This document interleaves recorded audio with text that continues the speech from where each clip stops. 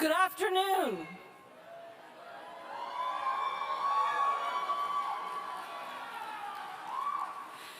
Today is a day of tremendous joy.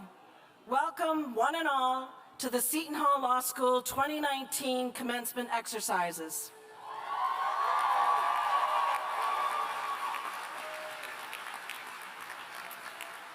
Welcome especially to those whose great labor and accomplishments we celebrate, the class of 2019.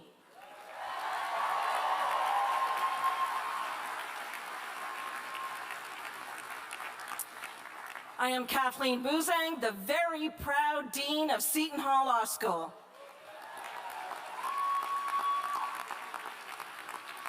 Please stay standing and join Brick Emery, a member of the graduating class, as she sings our national anthem. Oh, say, can you see by the dawn's early light what so proudly we hailed at the twilight's last gleaming, whose broad stripes and bright stars through the perilous fight o'er the ramparts we watched were so gallantly streaming, and the rocket's red glare, the bombs bursting in air, gave proof through the night that our flag was still there. Oh, say does that star-spangled banner yet wave o'er the land of the free and the home of the brave?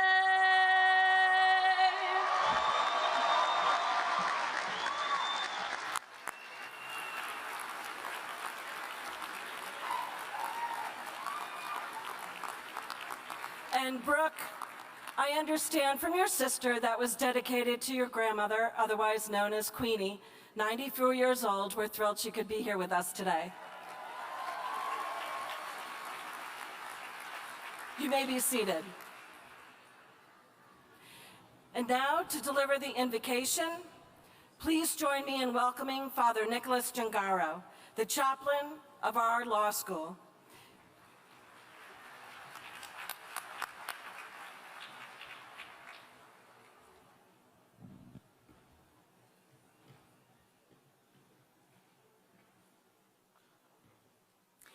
In March 2019, Pope Francis released a letter to young people and to the entire people of God.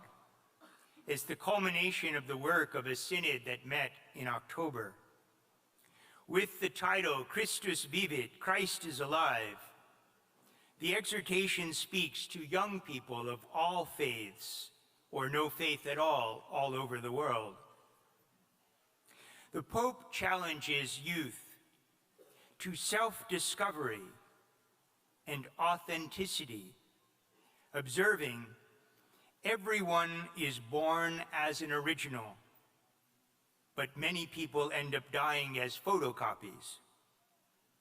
He asserts if the years of your youth are to serve their purpose in life, they must be a time of generous commitment, wholehearted dedication, and sacrifices that are difficult but ultimately fruitful. Seton Hall Law graduates, I witness here today that you have just completed a time of generous commitment, wholehearted dedication, and sacrifice. Consider the words of Argentinian poet Francisco Luis Bernardes, cited by Pope Francis. If to regain what I regained, I first had to lose what I lost. If to achieve what I achieved, I had to endure what I endured. If to be in love now, first I had to be hurt. I consider what I suffered, well suffered. I consider what I wept for, as well wept for. Because in the end I came to see that we do not really enjoy what we enjoyed unless we have suffered for it.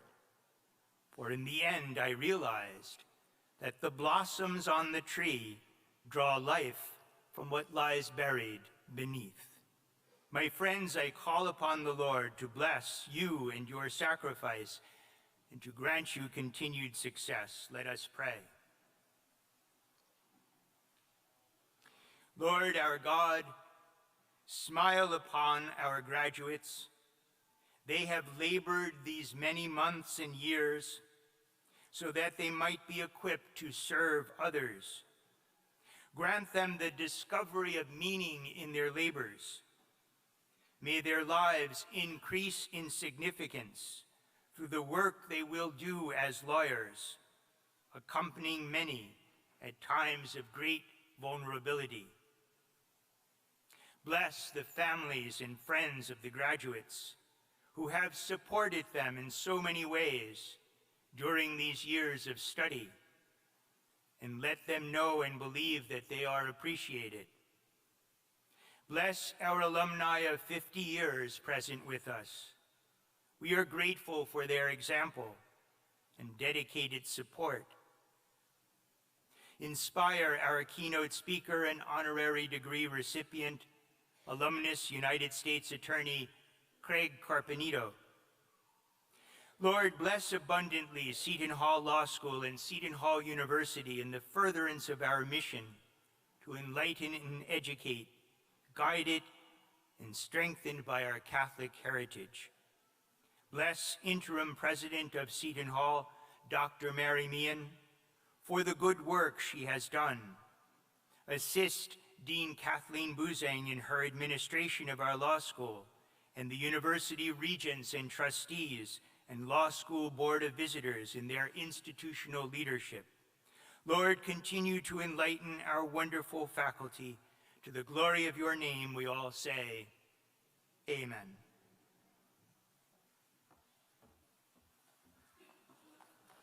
Thank you, Father Nick.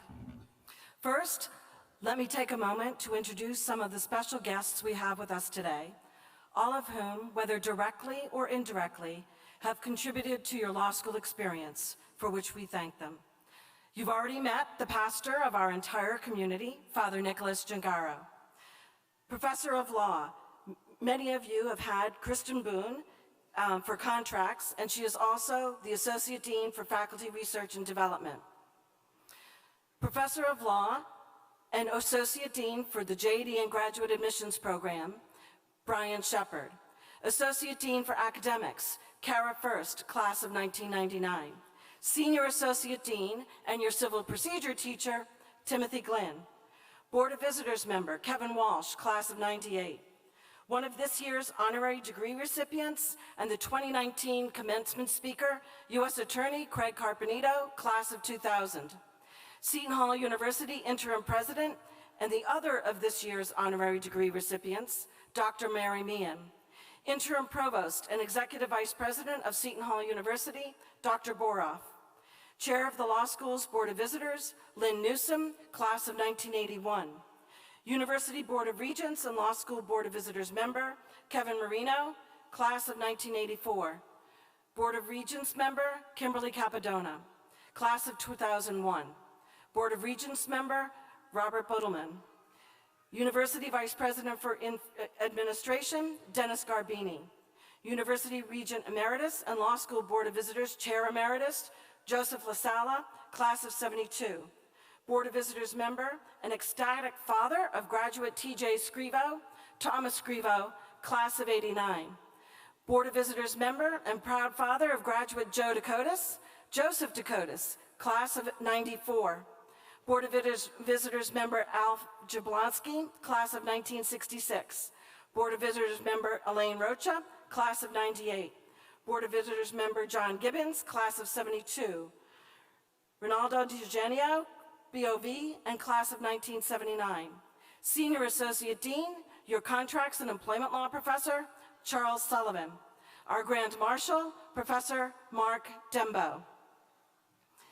50 years from today, imagine, you will have the opportunity to celebrate your reunion by joining the class of 2069 at its commencement exercises. Please join me in welcoming the members of the class of 1969, who you'll meet individually in just a few minutes. Finally, in keeping with a very special tradition that makes Seton Hall Law the special family that it is, I would like to recognize the Seton Hall lawyers who are here to present their graduating family members with their diplomas today. Where are you? Okay, thank you.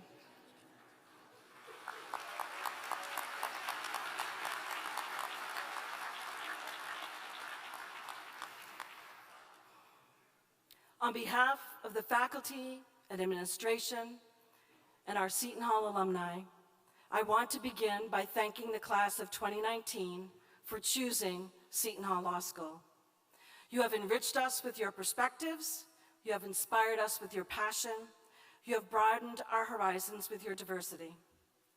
Today we graduate 3 groups of Seton Hall Law students, 2 LLMs, 139 JDs, and 102 MSJs. I promise you'll make your dinner reservations. For many of our graduating MSJ students, this is your first live encounter with Seton Hall Law. Welcome and congratulations. Enjoy meeting each other and your faculty face to face for the first time. Enjoy the great accomplishment you have achieved. The evening students graduating today were part of my first class as dean, and I doubt you ever expected so many changes to our part-time division when we first met. We owe you a tremendous debt of gratitude. You are coming towards the end of a legacy. Almost 70 years of evening school at Seton Hall Law is coming to an end as we instead offer our part-time program on the weekends. I thank our evening students for your forbearance as we transitioned programs. We didn't have enough electives or food for you, but you were uncomplaining and determined in your resolve to become lawyers. I thank you for your perseverance, which will stand you in good stead as you go forward in the law. Class of 2019, we're going to miss you, but we're also looking forward to seeing what you will become. We have no doubt you will become great lawyers because our dedicated faculty have educated you well. Some of you have already established your cred as outstanding lawyers. Newton Porter-Real and Stephen Donnett currently have a case pending before the Second Circuit, challenging the government's position that turnstile jumping is a crime that can result in deportation of a lawful permanent resident. Newton is joining McCarter English, and Stephen will be clerking with Justice Solomon. It was one of the highlights of our year that Allie Thompson and Jessica Garicino actually argued their case before the Second Circuit this semester. Yes.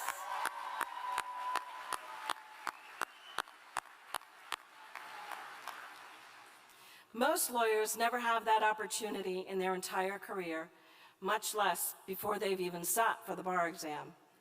You have set a high bar for yourselves, but I am confident you will exceed it. Allie is clerking with Chief Justice Rabner, and Jess will be with Justice LaVecchia. What I can't wait to see is the leaders you will become. True leadership is transformative. It impacts a community, but it also makes a difference at the personal level. And there is so much potential among you. We accepted some of you because you were already leaders. Captain James Catania served in Afghanistan before being discharged.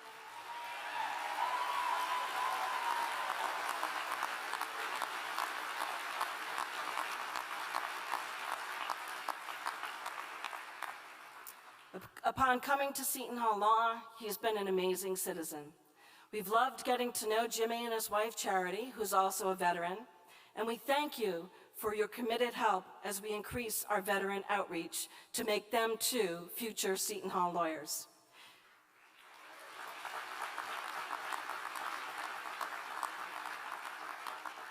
Jimmy will be clerking for Superior Court Judge Gregory Acquaviva, class of '06. Darren St. Ange had great ambitions from the moment he began law school. He remains the only student who's attended a dinner with the dean at Don Pepe's who came with a list of prepared questions. I knew then that he had ambition and that we would know each other well by the time he graduated. Darren has been an amazing advocate and a transformative leader in his role as SBA president. And I'm thinking it'll be about 2 years before we hear that Darren is making a play to become the managing partner at Jackson Lewis.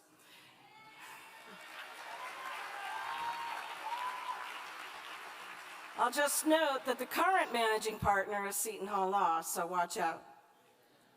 Leadership is about more than the law. We urge our students to integrate their professional lives with their spiritual lives.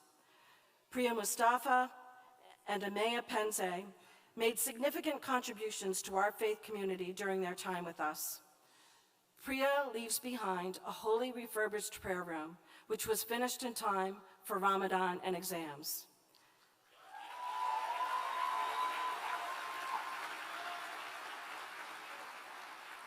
Amaya brought us together as a unified community to honor the dead following the Tree of Life murders. Thank you, Priya and Amaya, for strengthening us as a community of faith. And thank you to Father Nick for being your partner in those efforts.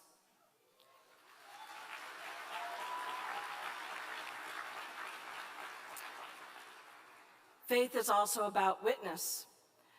Nicolette Guarneri saw the burden food insecurity caused some of her classmates. She sprung into action. Already a volunteer with the Montclair Soup Kitchen, she established a food pantry for fellow students with need. Leaders see a need and react with solutions. Nicolette will be working with Butachi, Lairdy, and Werner next year.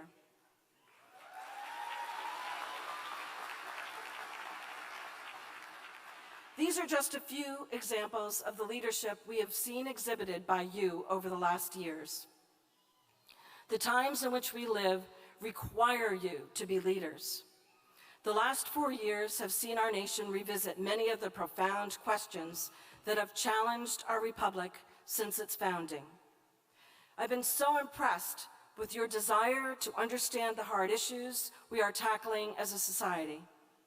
Just this semester, Ryan Allen assembled an amazing symposium on free speech.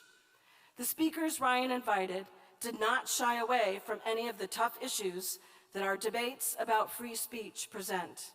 In other words, it was provocative, and it did provoke.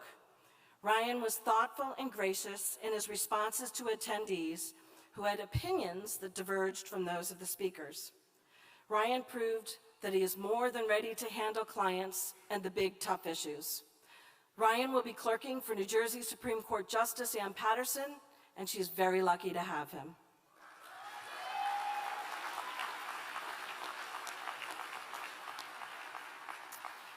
I am confident and proud that you will be outstanding Seton Hall lawyers and leaders. And the reason I know this is because you've already been doing it for the past 3 or 4 years. What we reminded you always, but never had to teach, is that family comes first. You lived that value. Many of you have been both law students and parents over the last years. You owe your spouses and partners a lot. Goldie Bryant has aspired to become a lawyer since a long ago conversation with her grandfather about the dearth of Native American lawyers who he thought might better represent tribal interests. Even while she helped her husband launch his practice and raise her 4 children, Goldie never lost sight of her dream, which today she has realized. I heard that Goldie's children made her come today. Good for them. Goldie will join her husband Seth at Brian Rubino.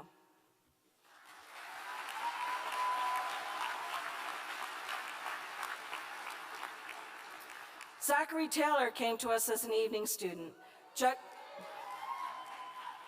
juggling his career as a healthcare administrator.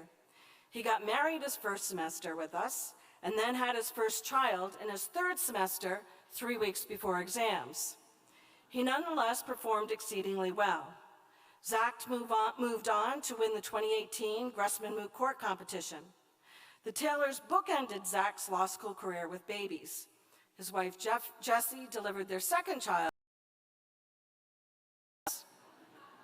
Today, Zach graduates magna cum laude with a position at the law firm of Epstein, Becker, and Green.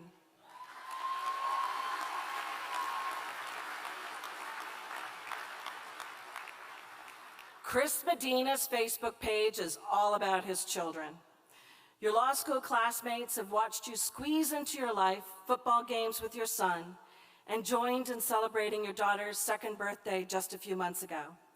Sarah, we give you back your husband, who is now just one little exam away from being a lawyer, and we wish your family a happy life.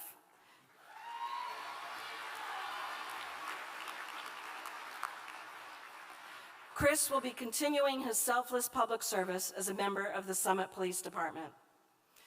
And because it fits nowhere else in my remarks, I need to stretch the family theme to thank graduate Robert Fogno and the Cake Boss family for the endless supply of amazing cakes that were donated for countless events over the last 3 years.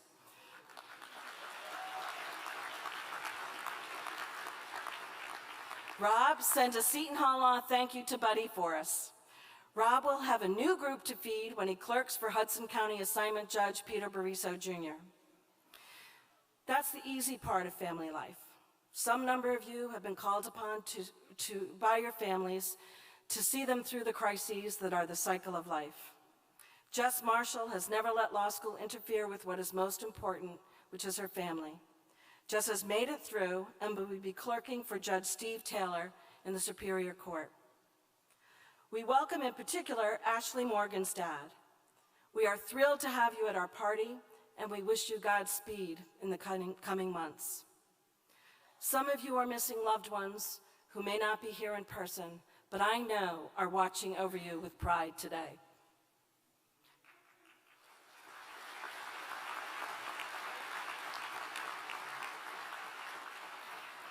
Today is a day of great joy. Today is a day of gratitude.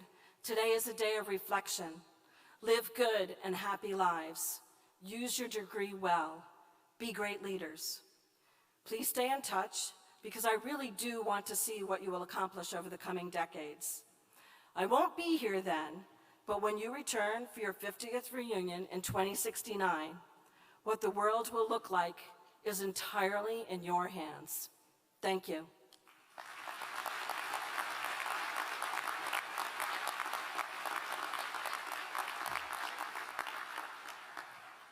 Seton Hall University has always been ahead of the curve in its advancement of professional women. The law school's founding dean, Miriam T. Rooney, was the first woman to be dean of an accredited law school in the United States. In 2019, we have a woman president, provost, and law school dean. Our president, Dr. Mann, has been an amazing leader and accomplished much good for Seton Hall University during her tenure. The secret to Dr. Mann's success is that she is smart, gracious, and a good listener. She never shies away from challenges and is a creative problem solver. It is now my privilege and honor to introduce the interim president of Seton Hall University, a tremendous supporter of the law school, Dr. Mary Mann.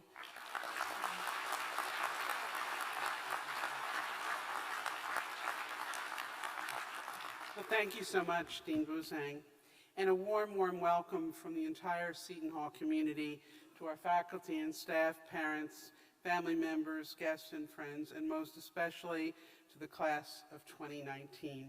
Congratulations from all of us on a job extremely well done. After years of hard work and sacrifice, you have reached the end of your law school journey. Now it's your turn to enjoy this time, to reflect and to celebrate on your many accomplishments. And so I share your joy in this extraordinary moment. Today it means the world to me to receive an honorary degree from this institution. As a young woman, my desire was to be an attorney, and for reasons too long and complicated, it did not happen. And yet, the profession that you have chosen is one for which I have such admiration and respect. So I thank Dean Buzang, the faculty, and the law school community for this special occasion, and I offer my own congratulations to United States Attorney Craig Carpenito. What a joy to have you two today. So class of 2019, your passion for the law has been nurtured, and soon your clerkships and the books you read and in the people that you met over late-night conversations with professors and fellow students. As you embark on successful careers, I ask that you nurture the fire in your hearts and use the power of your profession to make the world a better place. You know well, and Dean Buzang just told you, the world needs you now more than ever. It needs attorneys who represent their clients with fierce enthusiasm, lawyers who help make corporations more responsible and more ethical, who pave the way for new technologies to bring life-saving products to market, lawyers who make our communities safer by prosecuting criminals, and lawyers who vigorously defend the accused and the innocent, those who defend civil and human rights in this country and throughout the world, and those who fight to protect our fragile environment. As you pursue these worthy and noble tasks and many others, the work ethic and clear thinking you acquired here will serve you well. Class of 2019, I have faith that you will improve the world in ways large and small, because in the end, the briefs you file, the memoranda you write, and the cases you present, each and every one will make a difference. Please know that we are all grateful that you chose Seton Hall, and trust you will know that wherever you go, whatever you do, Seton Hall will forever be a part of your lives. God bless you.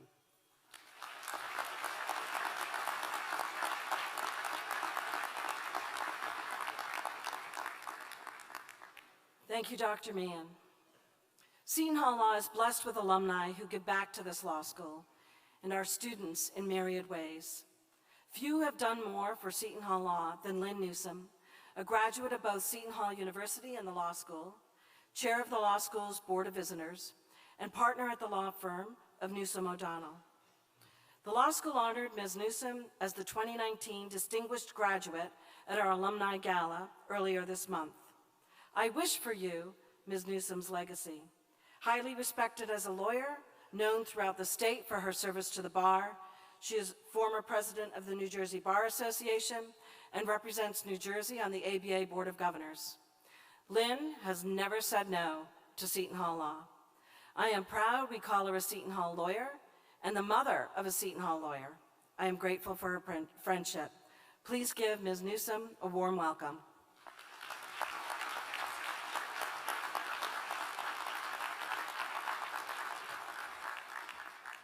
Good afternoon. Thank you, Dean. Honorable Carpentino, President Meehan, Dean Buzang, Provost Boroff, Regents, members of the Board of Visitors, distinguished faculty, and guests, family, and friends, and most of all, you graduates of Seton Hall Law School, class of 2019. I am so honored on behalf of the entire Board of Visitors to have the privilege of welcoming you to the Seton Hall School of Law Class of 2019 commencement exercises. Congratulations. To the graduates, I know how incredibly hard you have worked to get here, and I hope that you are able to take a moment today to enjoy the full weight of your accomplishments. You will never forget this day, and neither will your family and friends who are here with you.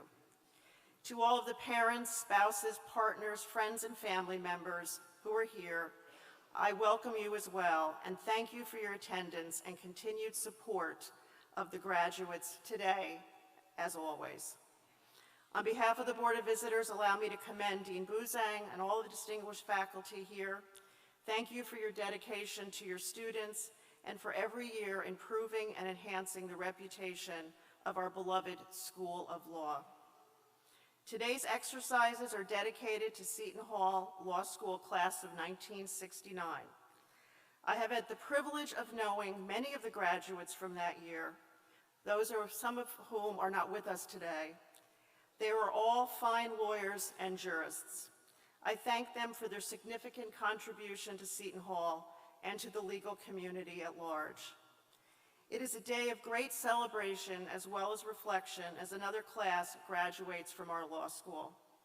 These graduates leave this school prepared as well as any graduate from any law school in this country, ready to face the challenges of this honorable profession and reap its many rewards. I am confident that you all will succeed, and I look forward to witnessing your many accomplishments. Today, however, we are here to confer degrees, long anticipated and well-deserved, to the graduates and to celebrate with them and their loved ones their remarkable and hard-earned achievement. On behalf of the Board of Visitors, congratulations again to all of the graduates and our best wishes for the future. Thank you.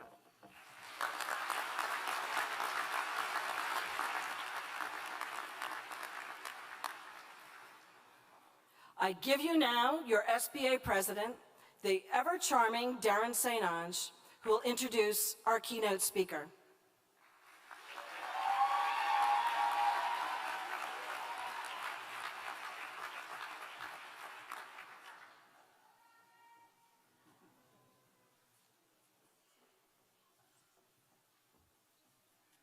Hello, everyone.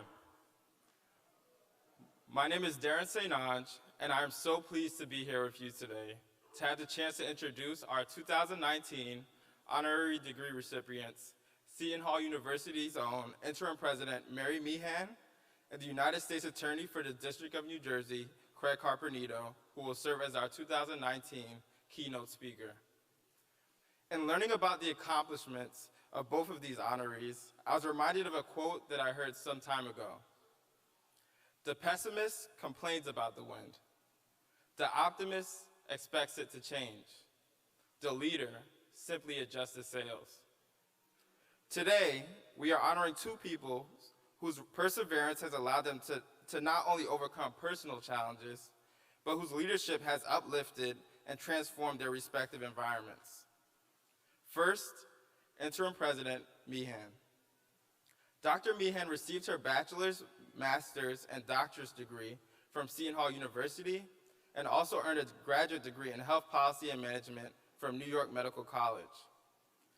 Prior to becoming the interim president of Seton Hall University, Dr. Meehan spent more than a decade as a healthcare executive with St. Mary's Hospital in Passaic, New Jersey, and St. Vincent's Medical Center in Harrison, New Jersey.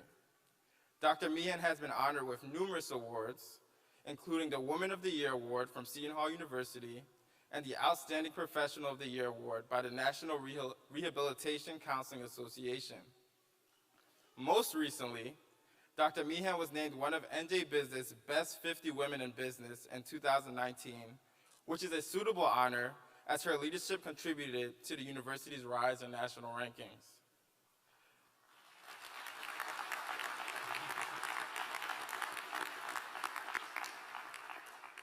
Since 1972, Dr. Meehan has been a trailblazer as she was a part of the first graduating class to include female students on the South Orange campus and has continued to be a symbol of progression to this very day.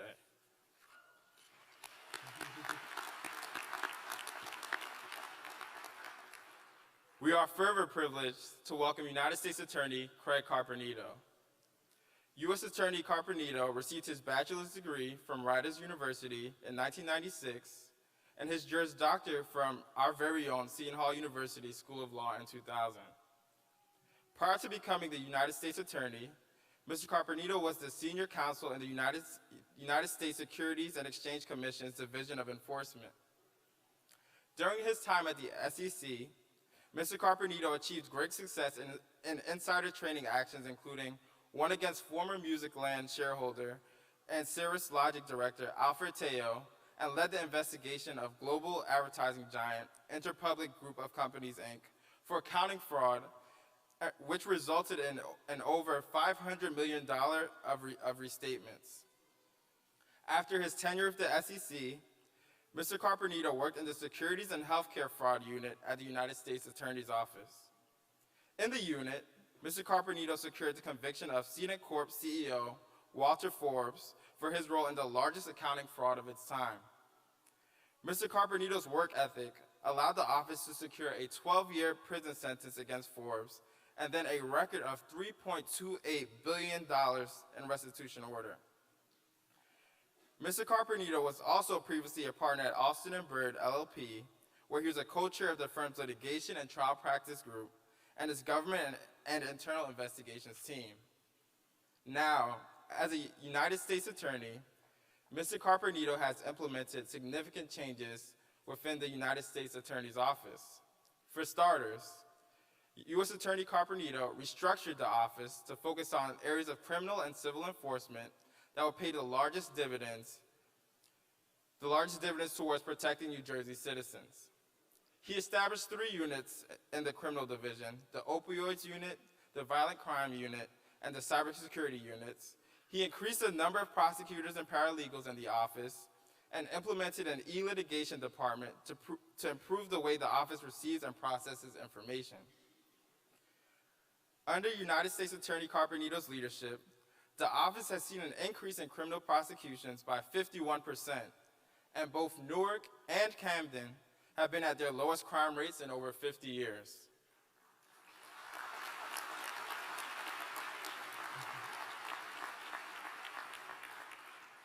It goes without saying that Dr. Meehan's and U.S. Attorney Carpenito's contributions serves as a symbol to everyone today that no matter the environment, a single person can be the impetus for significant change.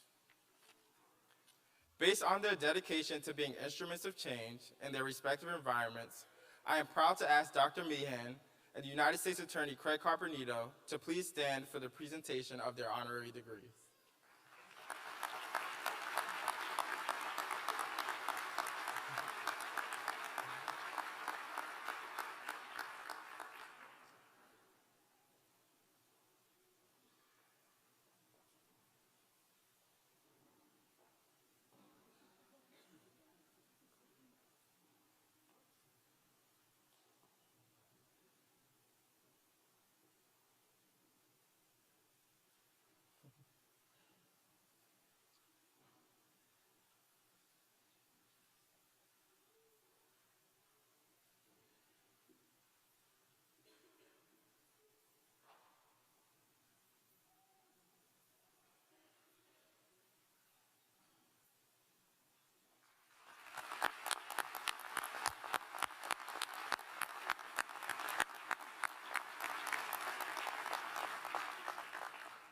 On behalf of the students, the faculty, and the administration of Seton Hall Law School, we thank you for your dedication to our community.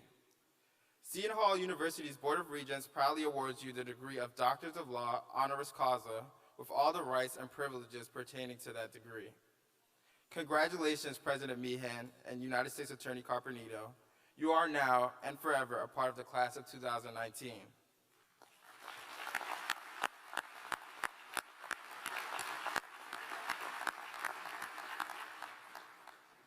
United States Attorney Carpenito, we now invite you to address the class.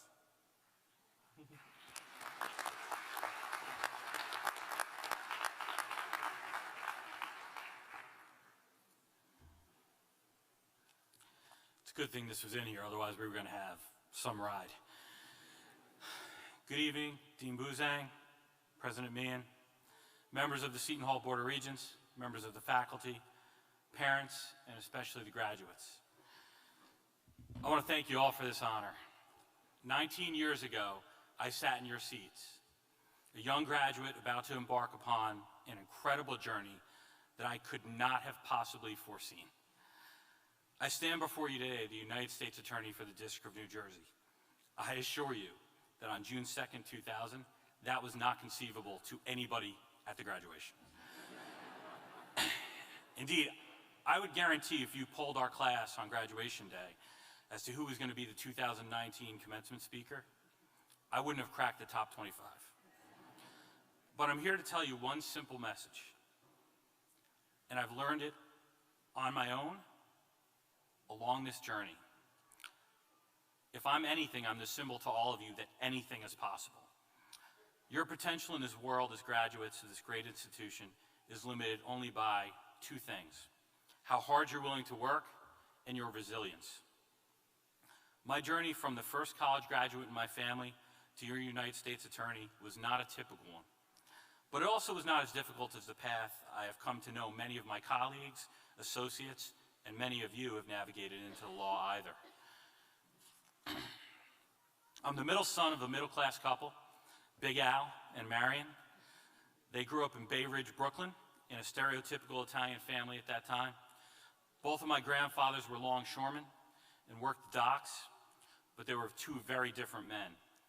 My paternal grandfather enjoyed his wine a little too much, often to excess, and let's just say he was not the best husband, provider, or father. So my father had to grow up a lot faster than he should have, and certainly a lot faster than I had to. He dropped out of high school and worked to help his family. He protected his siblings. My mother was a typist at Travelers before becoming a stay-at-home mom when my older brother was born. So education was not something pushed really hard in my house growing up. My brother and sister dabbled a little bit in community college for a few years, ultimately dropping out without degrees. They both spent the past 25 years in just about every job imaginable. I started working early as well. At 13, I was working in a pizzeria in my hometown. I typically worked several jobs at one time, a video store, at McDonald's, great burgers, a Christmas tree farm, I umpired baseball games, and in college, I worked in the service department of a car dealership where I did everything from running cars to light mechanical work, rotating tires. I often tell the story of how when I told my maternal grandfather I was going to law school, he sniped that I shouldn't have wasted all that money on college and just went directly to law school. And all I was doing was trying to avoid getting a real job. My father's educational advice was, who cares what grades you get? You're going to be a lawyer. They all make money. But although my father was not educated, he never let that hold him back. I'm proud to say, for a guy who dropped out of school when he was 13, without a college degree, a high school diploma, and he never even got his GED. He retired in 2000, the same year I graduated from law school, after 30 plus years in the back office of a Wall Street bank, Neuberger Berman. He recognized his dream, which was moving his family out to the suburbs in New Jersey, and he did what every parent dreams of doing. He gave his children a better life than he had.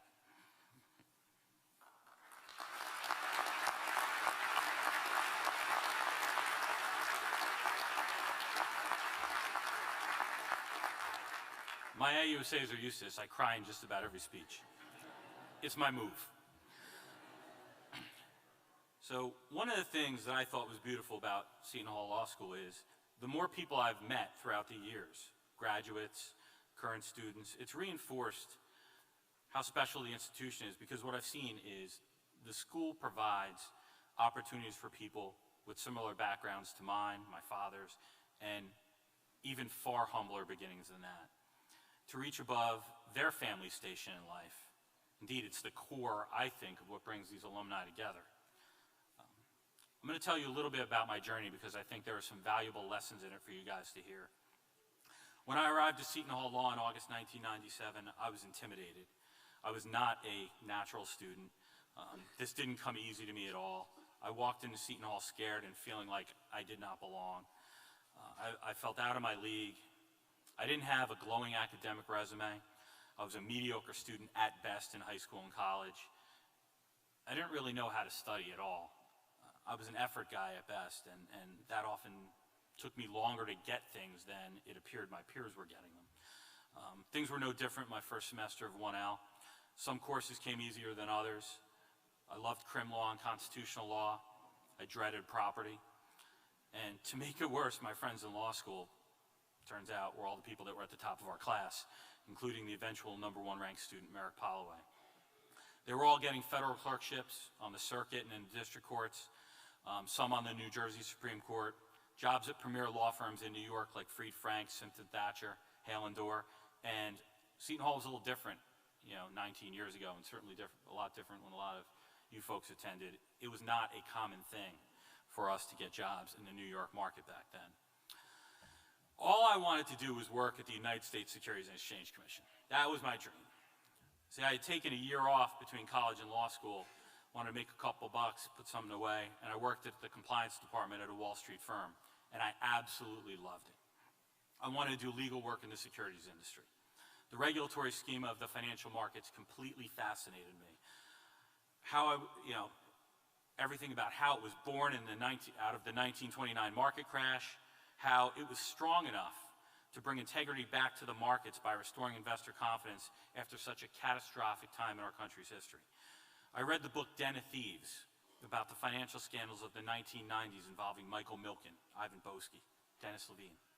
I read about the titans of the securities law bar like then Director of Enforcement at the SEC, Gary Lynch, federal prosecutors like Rudy Giuliani, Charles Carberry, and Bruce Baird.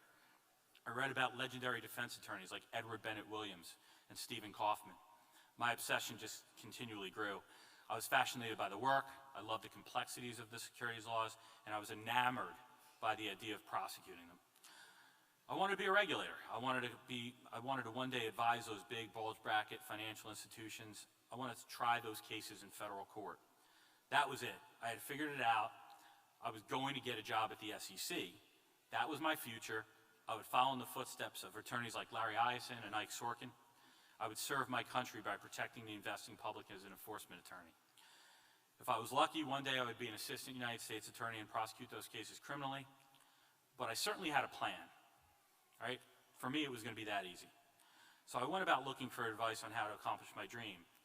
I didn't have many relationships with lawyers at the time, so I sought advice the only place I thought I could, the Seton Hall law family.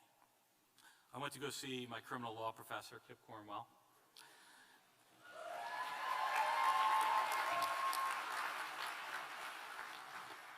So Professor Cornwell was kind enough to lend me an ear. You see, he had worked at the Department of Justice prior to joining the faculty, and I had been told his wife worked at the SEC. So Professor Cornwell, having advised many, many students throughout your career, I'm sure you have no recollection of that meeting, but I can tell you it was incredibly impactful for me. And here's why. As I mentioned earlier, I didn't have the shiniest GPA early on in law school. So the look on Professor Cornwell's face when I explained to him my plan was absolutely priceless. He was in that terribly awkward spot where you could tell, and 20 years later, I have had to do this many times. Do I crush this kid's dreams immediately? Or do I give him the false hope that this may actually happen? As a dutiful advisor, Professor Cornwell did the best thing he could and the right thing, and he very gently told me that with my credentials at the time, my dream was highly unlikely to occur. These were coveted positions, perhaps even more difficult to obtain than the vaunted clerkships I had mentioned or the law firm jobs my friends had attained. And he was right. But I'm Al Carpenito's son. And one thing he instilled in me is if you want to achieve, the surest recipe is just work harder. So I put my nose to the grindstone. I improved my GPA exponentially my last 2 years of law school. Still, Professor Cornwell was correct. My GPA was not going to pay the toll to get me directly into the SEC or DOJ right out of law school. So I had to do a little bit extra. So I went about finding out what I could do. So I went and met with anyone I could find that worked at the SEC, DOJ, or on Wall Street. And I found an SEC alum, Cynthia Corcoran. She was an enforcement attorney. I asked her if we could have lunch. She told me about the SEC's externship program. Seton Hall participated, so I applied. I was summarily rejected. That damn GPA every time. But the Seton Hall family does not forget. And Cynthia called me afterwards. She felt badly. She told me I should not give up. I should try again, but with a twist. She knew folks at the New York Stock Exchange Division of Enforcement. Perhaps in my Wall Street compliance experience at sister regulator, a demonstrated interest in my classwork, I'd have a different result the second time around if I applied again. God, when I think about how unbelievably kind, right? I met her one time. She could have easily walked away and felt good about her experience, just advising me about the internship. She could have quit, but she didn't.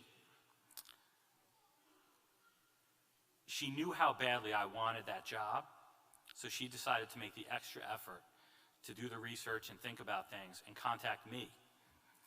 So I went back to Seton Hall and I looked into the new plan, but there was a problem. Although Seton Hall had an SEC externship, they did not have an externship with the New York Stock Exchange. Thought, well, that's not good. But this was my shot, and the dream was dead if I didn't get that New York Stock Exchange externship. So I spoke to Professor Lau. She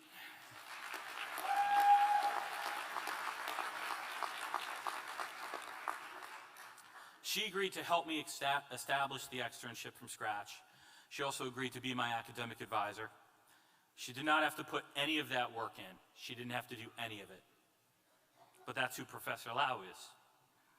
That's what Seton Hall is. With the help of Cynthia and Professor Lau, I got the New York Stock Exchange externship. And once I was in, I was not going to let that opportunity go to waste. I was going to get a letter of recommendation from my supervisors there, and I was going to land that SEC externship when I left. I worked a lot more hours than allotted for the externship. I'm not sure I was allowed to do that, Dean, but that was Dean Hobbs' days, so you don't have to worry about it. And when I wasn't working, I found every New York Stock Exchange enforcement attorney I had. I tried to take them out for a cup of coffee, I sat in their office, and I worked at doing everything I can to beg them for side projects. I was going to impress them with my work ethic and my work product no matter what. I was going to get a stellar recommendation I needed to bring back to Cynthia, and I was going to get that SEC internship. So I left the New York Stock Exchange with friends and colleagues I still treasure and keep in touch with today, and that coveted letter of recommendation. More importantly, with my improved GPA, the new credential on my resume, I got the SEC externship.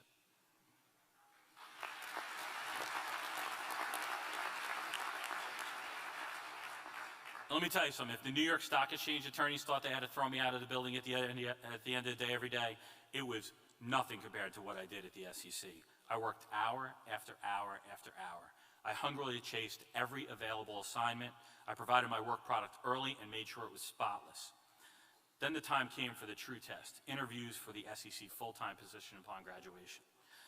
It was incredibly competitive, and the attorney in charge of hiring at the time was a man named Wayne Carlin. On paper, he was my nightmare.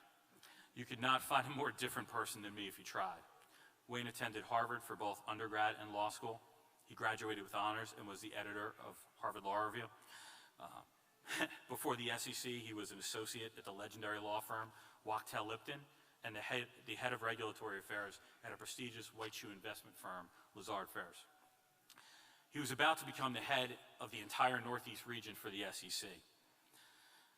I successfully made it through the 2 rounds of interviews with the SEC staff attorneys, and after all, at that point, I was known throughout the hallways as Carp, the kid that would do anything to get the job done. And by the time I finally met Wayne, I was prepared to go. I had an impression of what he would be like based upon his bio, and I couldn't have been further off. He was kind.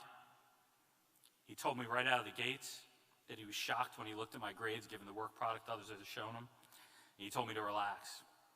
He said the buzz in the hallways about me was deafening. He joked that when the intern coordinators came in on my behalf, he felt like it was a remake of a scene from the 1990s Notre Dame football movie, Rudy. For those of you who have not seen the film, all of the players on the Notre Dame football team walked into the coach's office and laid their football jerseys on the coach's desk, offering to give their roster spot to the undersized player on the practice squad. He said he thought he was going to walk in the next day to a stack of suit jackets on his desk. Despite my academic credentials paling in comparison to some of the other job candidates, he said my enthusiasm and commitment to the SEC deserved in-kind treatment from them, and I got my dream job, and I didn't let the opportunity go to waste. I spent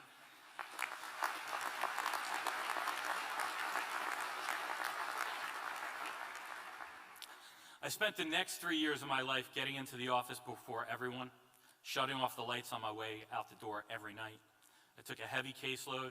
I offered help every person I could find on every matter that possibly existed.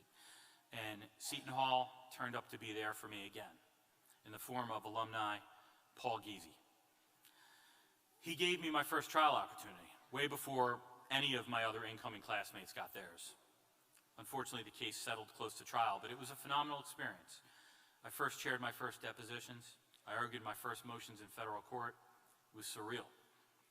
More importantly, I learned that the cure for those butterflies in your stomach before a court appearance was preparation, preparation, and more preparation. I forgot that 20 years later as U.S. Attorney, by the way. I just want you to know that. Again, all of that hard work paid off. Wayne was now the regional director, and a significant insider trading case came into the office.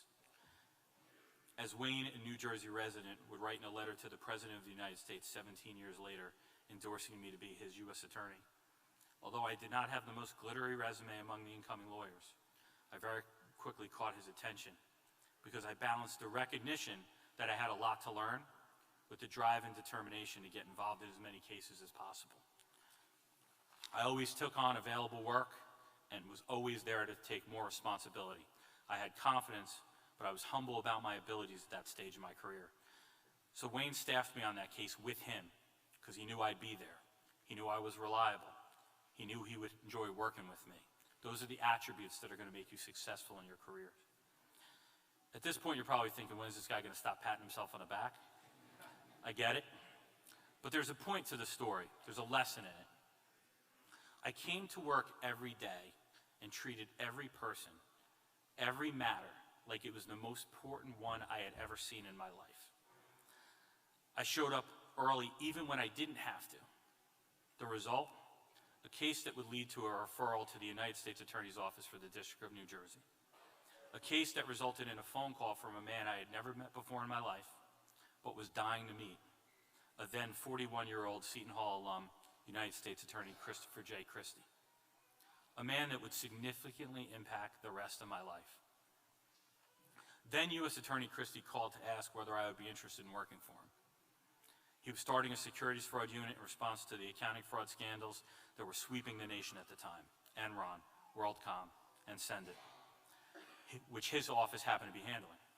He invited me to be a special assistant United States attorney, starting immediately. He assured me that if I did the job as well as he heard I would, the position would become a permanent one if I wanted it. Now, I had to convince Wayne Carlin to let me work for U.S. Attorney Christie. The catch, Wayne was still going to pay me. It was a pretty tall order. But again, treating people right and working hard was the answer. Not just when I wanted something in return, but because I did it every day from day one. Again, to cite Wayne's letter to the president, he did not have staff to spare, but I made the decision an easy one for him because I earned the opportunity through my hard work and my attitude. Doing the right thing led to that place I know and love more than I can convey to you in any speech. The U.S. Attorney's Office is my home. Its people, the staff, the lawyers, they're my family. I had the experience of a lifetime. I made some of my closest friends, many of whom are also members of the Seton Hall family. Governor Christie, Third Circuit Judge Paul Mady, District Judge John Vasquez, former First Assistant Attorney General Ricardo Solano, and Kevin Walsh. Folks from the defense bar like former Chief Counsel to Governor Christie Tom Scrivo, former Attorney General Chris Perino, Senator Kevin O'Toole, Kevin Marino, Mike Critchley, Frank Arleo, and Timmy Donahue. Distinguished members of the bench like Judges Catherine Hayden, Judge Madeline Cox-Arleo, Judge Noel Hillman, and Judge Michael Shipp. I can go on and on. These are relationships I will cherish forever. Of course, when I was at the U.S. Attorney's Office, I applied the same approach I did at Seton Hall and at the SEC. And the results were the same. I got to try that big insider trading case that landed me the job as an AUSA. The judge on that case, Seton Hall alum Catherine Hayden. My trial partner, Seton Hall alum John Vasquez. The defense attorneys, Seton Hall alums, John Azzarello and John McDonald, along with the keynote speaker at my graduation in 2000, 19 years ago, former Attorney General John Farmer. You guys getting the picture here? I also got to try that Sendin case, the largest securities fraud case in the nation's history at the time, which was indicted in 1998 when I was a 2L. I remember reading about it and thinking, man, I would love to be the prosecutor on that case. A decade later, I was. And to come full circle, through that case and a number of others, I met all those titans of the bar I mentioned earlier, the guys I revered and looked up to in law school and read about in Den of Thieves, through that Sendin case. I came to work on cases with virtually all of them as a prosecutor or in private practice. Many are friends to this day. In the Sendit trial, I was up against Brendan Sullivan, the protege of Milken's lawyer, Edward Bennett Williams. we prevailed, handing him his first trial defeat of his career. All of this led to a decade in private practice advising those big banks I thought would never let me in the door, a successful run as the head of litigation at a law firm I also loved but wouldn't have even looked at me out of law school, and even more relationships I cherish. And every day, I try to pay it forward. I'm proud to have opened doors for a number of Seton Hall alums and students, as those did before me. I hired the first summer associate from Seton Hall into my former law firm. I also brought in other alums as associates and partners. I've served as a mentor or advisor to anyone that knocked on my door, just like Cynthia Corcoran did for me. The moral of this story is not to say grades don't matter. For those of you at the top of your class, like my friend TJ Scrivo, you should be proud. You've accomplished so much and you've earned that GPA and all the doors that it opens for you. But don't stop there. Don't take it for granted. Your story is not over. You still have much to learn and a lot to accomplish in the practice of law. For those of you who do not have the highest GPA, my message is don't let it define you. Your story has only just begun. The sauce is not fully cooked. You have an entire career ahead of you. You have a life to lead. Make that your story. That's what I did. As I said in the beginning, anything is possible. You think that a kid from Monroe Township that did not even know there were different kinds of lawyers thought he was ever going to be the United States attorney? Do you think 1L Craig Carpenito expected to actually meet and work with the titans he read about in that book? Or that AUSA Craig Carpenito believed that one day the governor of his state would be his friend and a client, and later recommend him to be the chief law enforcement officer of that state to the President of the United States? Not a chance. But I will tell you what I always knew and what I always did.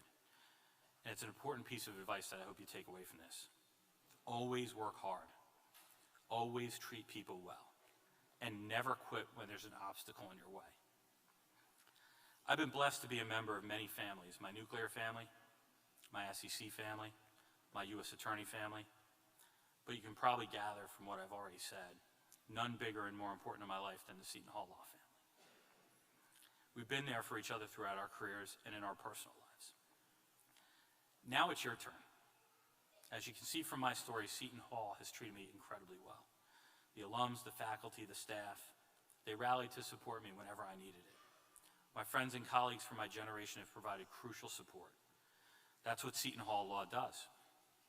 But this will only continue if your generation plays your part, if you continue the proud tradition, support each other, have each other's backs, help other alums, and look out for the people who are coming up after you, like all the people that helped me along the way. Extend a hand, just as others have done for you, and others did for them before you. This is a chain. Don't be the link that breaks that chain. Finally, don't forget yourself. I don't have a lot of regrets in life. I've been blessed with an extremely successful career. I've had more than my fair share of quote-unquote dream jobs. But if I could do anything over again, I would have spent more time with my family. Jess, Madison, Layton, so happy you're here today. It's easy to get lost in a legal career. There's always more to do. Too often, I found myself throwing myself into whatever that may be. But you've always been, and always will be, a big part of the drive and inspiration that keeps me going. Jessica, when we got married, I told you I wanted to do for our children what my father did for me. Make life a little easier for them than I had it. And you've always known how much I love the law, how much I love being a lawyer, and for better or worse, how much I love working. But I never took for granted your patience and support in allowing me to do so, and I'm forever grateful. Your job is the most important job in the world, and you are excelling at it. Our girls are incredible because of you, and because you're an incredible mother. Despite all I have accomplished, it pales in comparison to the mother that you've become. Girls, your papa loves you more than anything in the world. I never make you come to these events, but I wanted you here today. Because I hope you see how much I love what I do. And one of the many wishes I have for you is that you're blessed to find what you love and that you get all the breaks that I got, and you can achieve that love like your old man got to achieve his.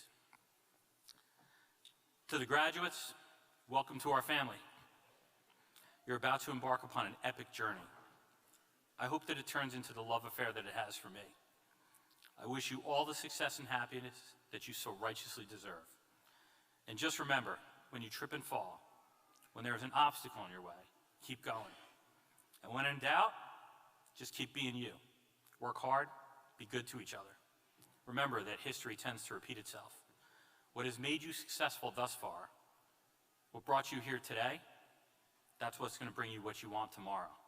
Congratulations on your accomplishment and good luck.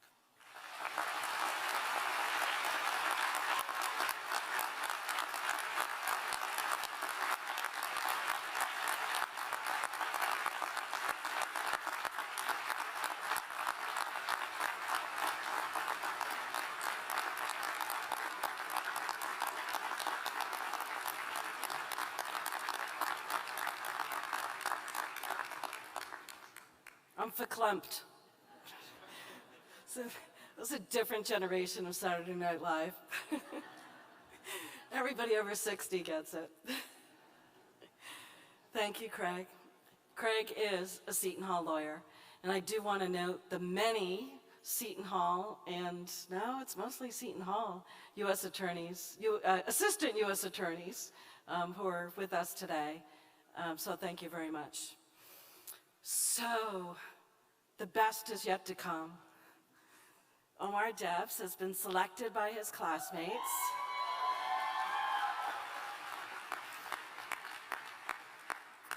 to be your class speaker, and I couldn't have been more pleased at your selection. He is an extraordinary person and come to be a very special friend to me. Omar, stage is yours.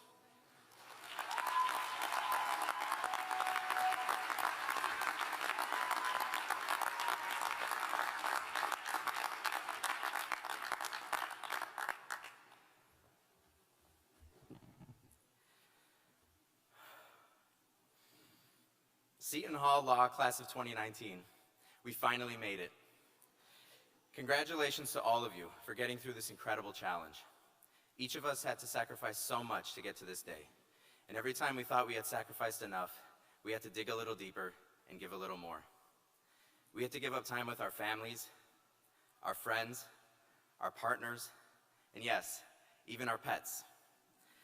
We suffered through sickness, injuries, a scary number of hangovers, late nights studying or outlining, and so much more. And most of us wouldn't have made it here if we didn't have support from the exact same loved ones that we had to give up time with. So I first want to focus on all the families, friends, and loved ones in the crowd.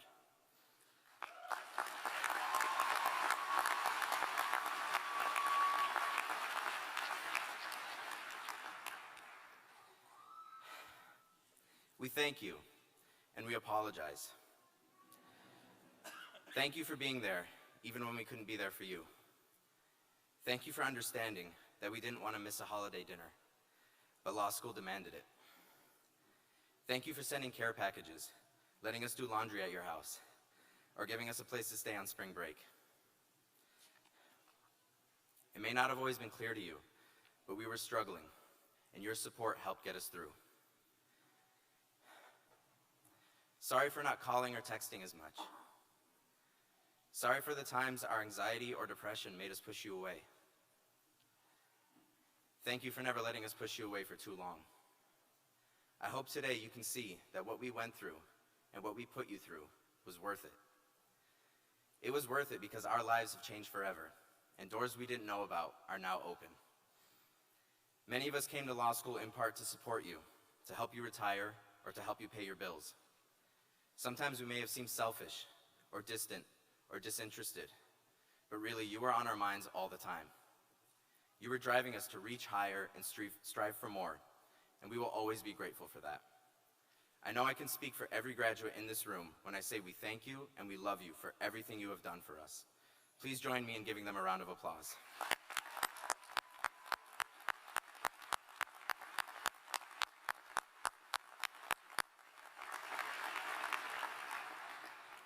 We also owe the professors at Seton Hall Law a tremendous amount of gratitude.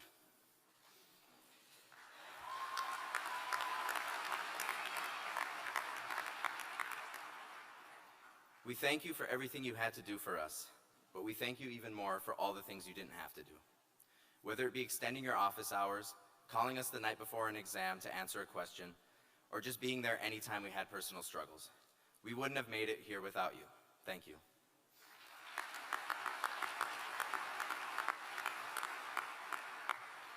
And I'd like to thank one member of the faculty in particular, Dean Cascarano, for everything she did for the class of 2019. Thank you.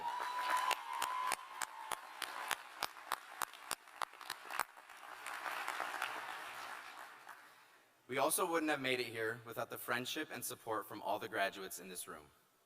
We could have been cutthroat, we could have kept to ourselves, and we could have celebrated someone else scoring poorly on an exam. But we didn't do that. We studied together, we shared outlines, we met our best friends at Seton Hall Law. Now that we've graduated, we probably won't have as many nights out at Red's, lunches at Chipotle, or coffee runs to Starbucks. But I will always look back fondly on those memories, and I hope all of you will look back fondly as well. I came to law school to change the world. I think a lot of us did. Many of us had this idea in our head that we would become the greatest lawyer ever, win a bunch of civil rights cases, and help everyone in need.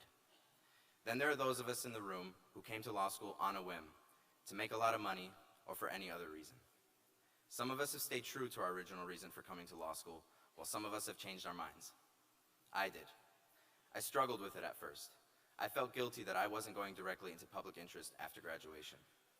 Eventually, I realized that the way I'm going to help people may not be solely through my legal career, but also outside of work. Whether it be by starting or supporting a charity, a foundation, funding a scholarship, or all of the above. I now realize that there are so many ways that I can change the world, and it doesn't have to be in the exact way I envisioned 4 years ago. There are some of us who still haven't figured out what we want to do or how we want to give back. Or maybe we think it's not in the cards for us. I urge all of you to remember the wonderful tool set you've acquired as you've made your journey through law school. Think about how 1 or 2 months into 1L, your friends and family were begging for legal advice, and you probably knew enough to give it. But of course, you never dared do such a thing. We've all learned so much in such a short amount of time, and it would be a shame not to give other people the benefit of our knowledge. It's easy. It doesn't take long to answer a friend's question about their apartment lease contract or their uncle's will.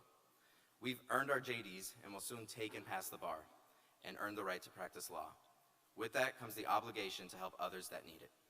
It doesn't have to be a constant thing. It can be every so often. But what we've learned here, most people do not know. And it's our responsibility to make sure we protect those who cannot protect themselves. If you're still unsure about it, don't worry. It'll come to you. There's so many ways for us to help, and I know that all of us, as Seton Hall lawyers, will rise to the occasion. Speaking of Seton Hall lawyers, remember what that means. It means you answer emails from Seton Hall students looking for a mentor. You say yes when you're asked to sit on a panel for Lambda or First Generation Law Students Association or any other student organization. You call someone you used to work with and put in a good word for a former classmate or mentee who needs a job. These are things we benefited from while we were students, and it's part of being a Seton Hall lawyer. The Alumni Network is one of the biggest reasons why I chose Seton Hall Law. We are now a part of that, and we need to make sure it stays as strong as it always has been. It's going to seem like forever between now and when we get our bar exam results, but just know that this is the beginning, not the end. This is the start of over 100 Seton Hall lawyers' careers. The quality of the education we have received, along with the tremendous amount of hard work and dedication I have seen from all of you, leaves me with no doubt that we are all going to achieve wonderful things. It's been my honor to attend law school with each and every one of you, and an equally great honor to address you all today. I'll end with wisdom from Leo Buscaglia to carry with us as we begin the next phase of our lives. It's not enough to have lived. We should be determined to live for something. May I suggest that it be creating joy for others, sharing what we have for the betterment of personkind, bringing hope to the lost, and love to the lonely. Thank you.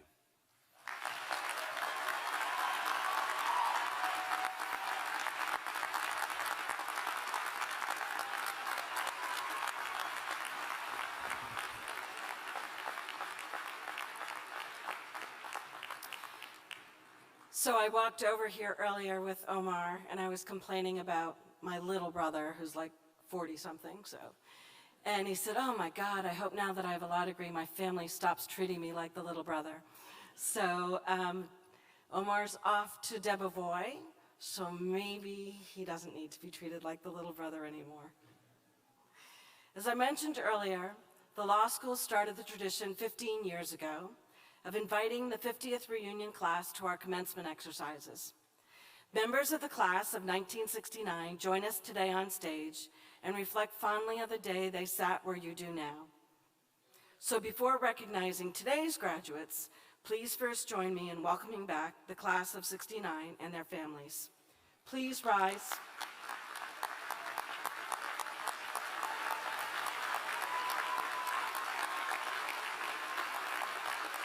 Herbert Buckard. David Conti. The Honorable James Convery. Samuel Convery. David Filoni. John First in memoriam. Stanley Goldman, who I think is over in the box. Anthony Gralewski, Ira Levine, and Robert Tart. Congratulations, and thank you so much for coming back.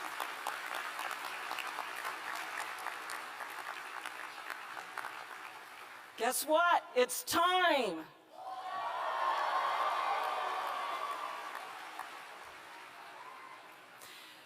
So I would ask the MSJ candidates to please come forward on the stage as Dean Glenn calls your name. JD candidates, please come forward when Dean First calls your name. Meanwhile, you may remain seated. We have plenty of people who are going to be telling you where to go and when.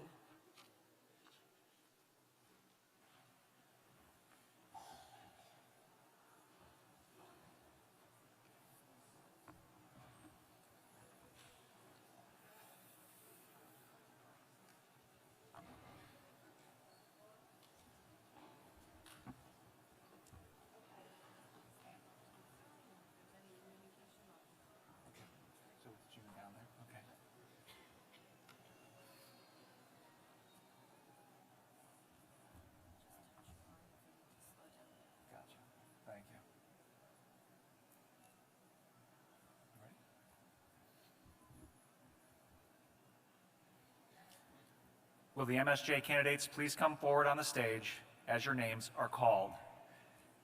David Angulo. Nathan Bue.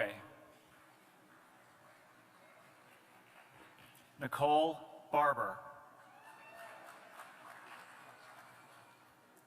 Renee Bartel.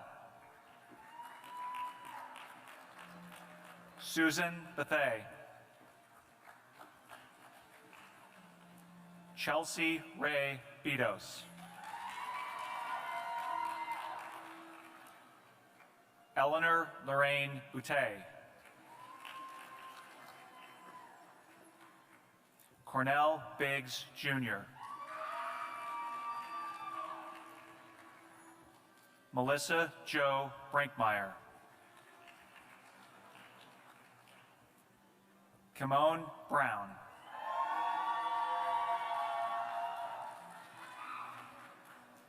Dana Brule. Kalandra Bullock.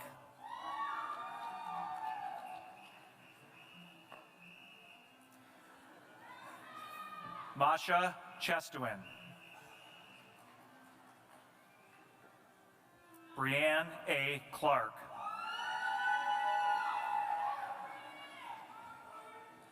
Michela Malicella Clovis.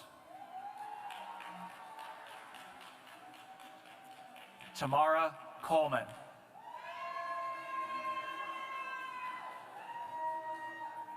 Dexter Cordero. Kelly Crisson.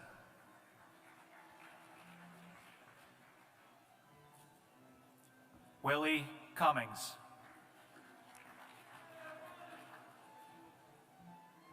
Ambika Davis.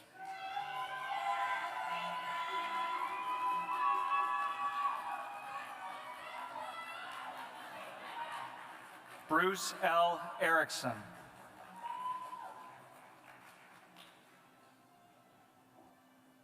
Leah Fisher.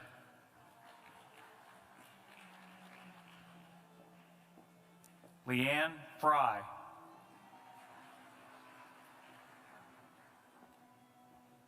Brian Gashke.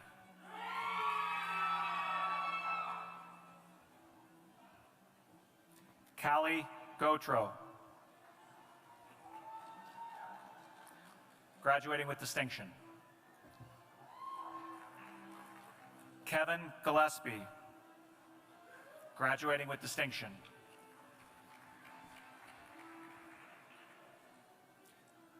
Rhonda Gould.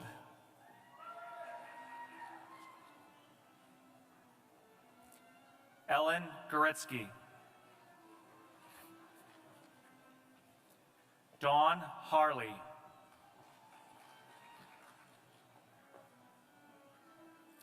Joni Harvey.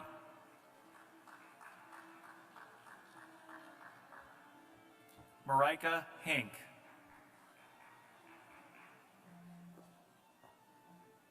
Ashley Jordan.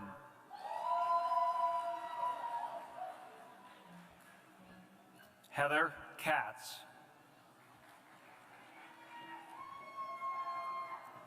Shipra Kaufman.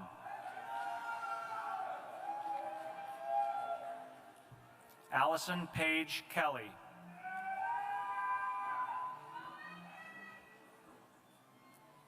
Drenalda Kume.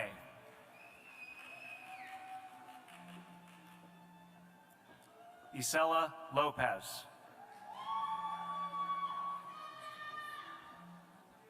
Paulo Marquez.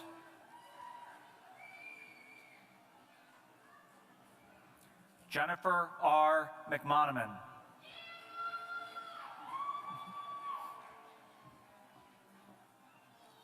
Samantha Molita. Delta A. O'Connor.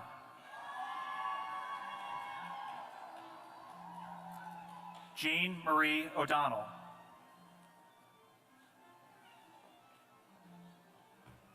Philip O'Hara.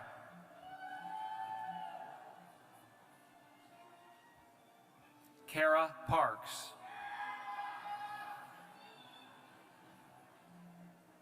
Maxine Claire Pinto.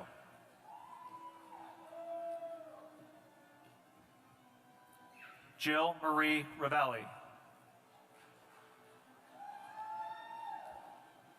Indira Lindsay Roberts.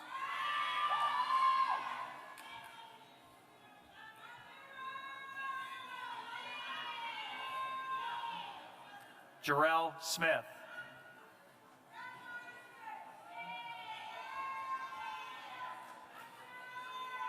Nicole Thompson.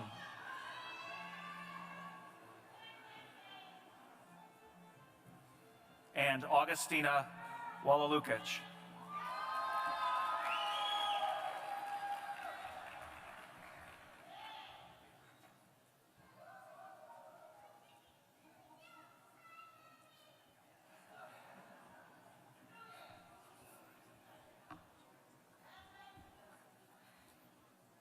It is now my honor to call the names of the candidates for the degree of Juris Doctor.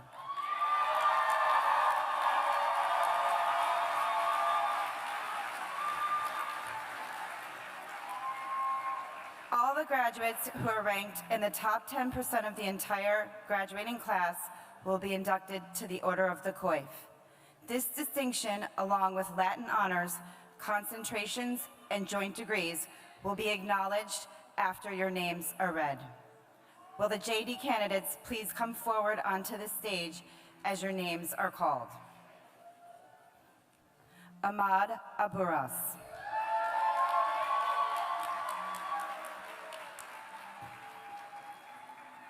David Shai Adams.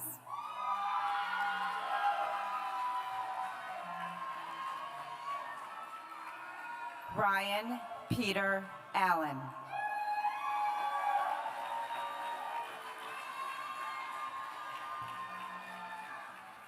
Shamira Alvarez.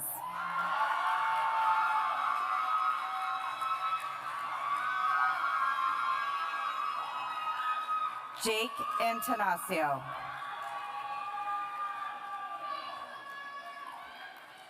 Nicholas Apostolou.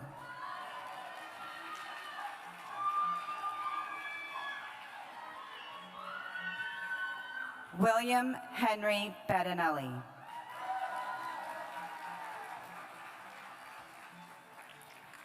Erin Elizabeth Barrett. Concentration in Health Law. Morgan Byrne.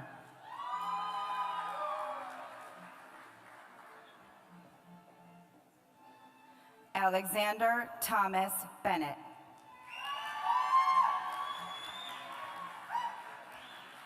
Connor Bradford Brezza, concentration in health law.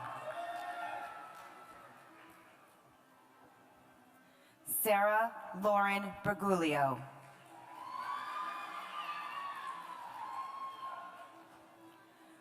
Goldie Bryant, magna cum laude, Order of the Coif.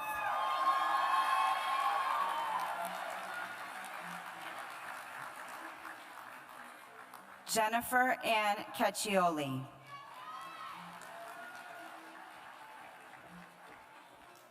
Caitlin Callahan.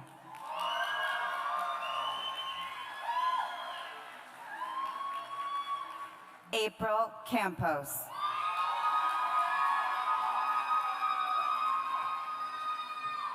Fiona Canny.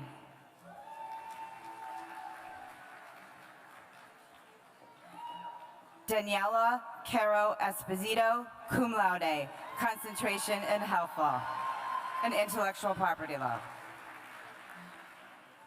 James T. Catania.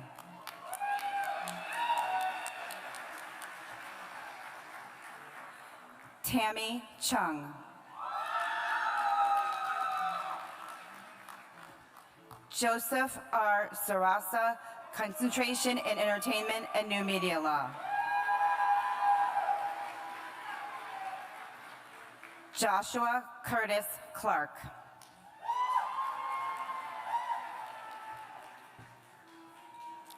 Crystal E. Calindros.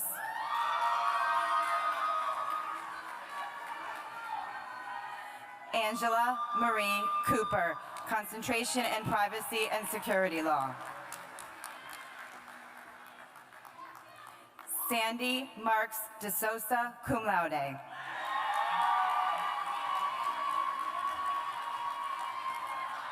Omar Debs, magna cum laude, Order of the Coif.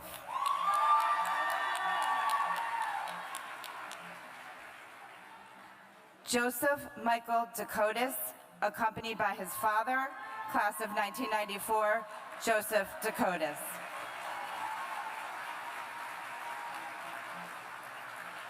Michael Joseph DeFeo II, accompanied by his aunt, class of 1988, Marina Perna.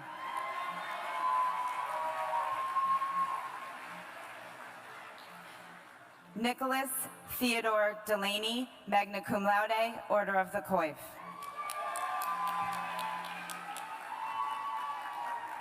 Mary Margaret Delaney.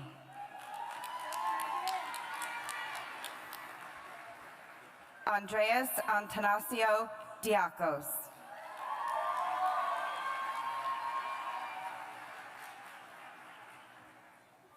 Ariana Taylor Diamantis.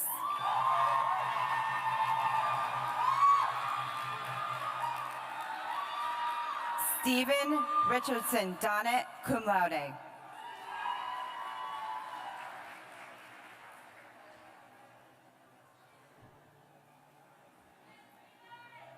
Ryan Michael Dunn, cum laude.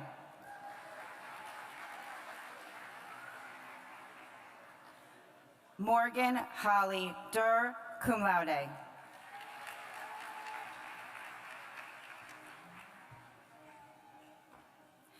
Taryn A. Elliott, valedictorian, summa cum laude, Order of the Coif. concentration in privacy and security law. Brooke Allison Emery, accompanied by her sister, class of 2018, Lee Emery.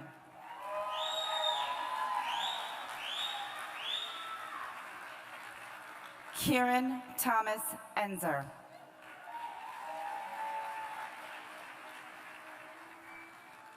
Danielle Marie Falzone, cum laude.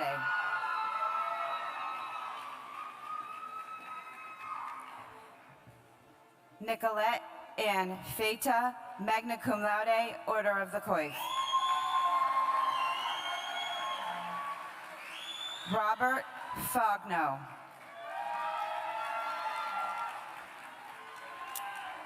Vincent Isidro Ferrer, concentration in entertainment and new media law. Kirsten Amanda Fowler. Lauren Heidi Fox. John David Franz Mathis.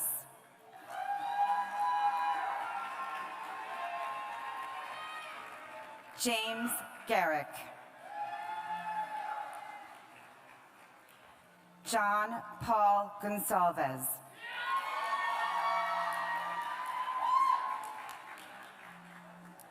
Matthew Bradley Gordon, concentration in health law.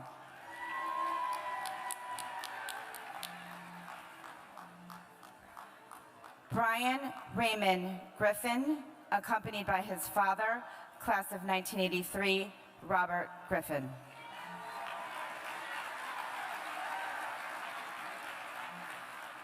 Stephanie C. Grigorescu.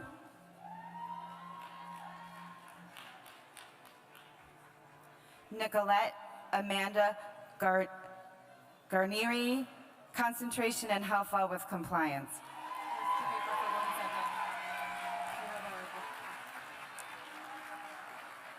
Jessica L. Garnacino, magna cum laude, Order of the Coif.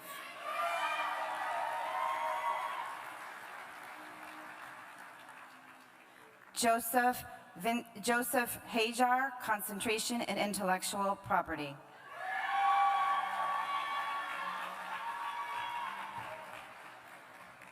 Mohammed Tariq Hagazi.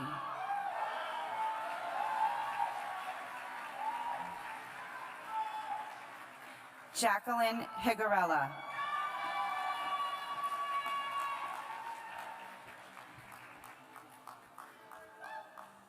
Elliot M. Hirsch.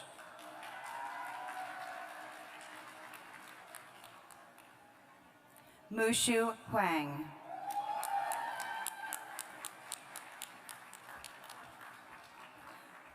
Aman Huck.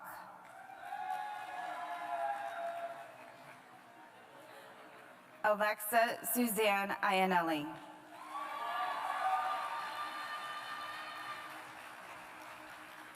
Hannah Iglesias, cum laude.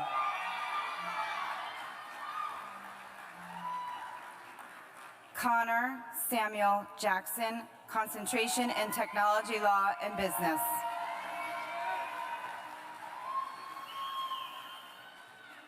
Simon Kang.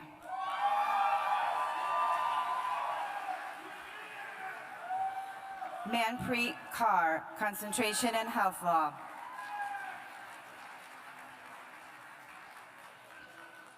Yehuda Kersner.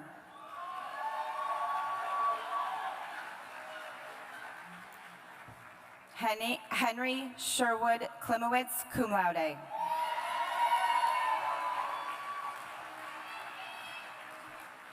Andrew Nicholas Koski.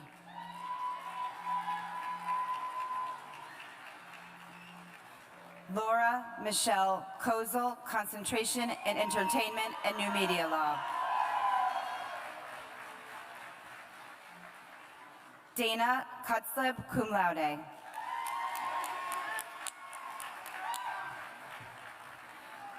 Andrew Landman.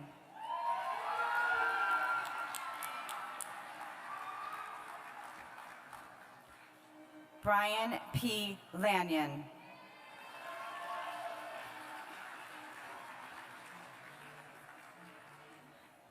Americo Frank LaSalvia, cum laude.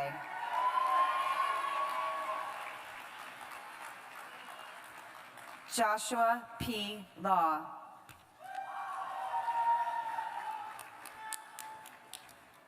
Alyssa Levine, cum laude.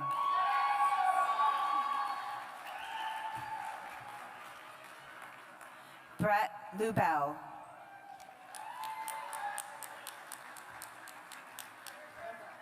Kimberly Marie Lindenmuth.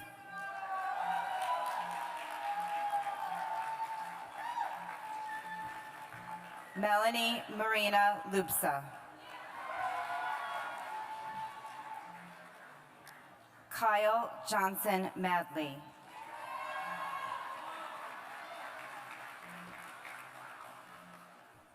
Anna Elizabeth Mangayanes.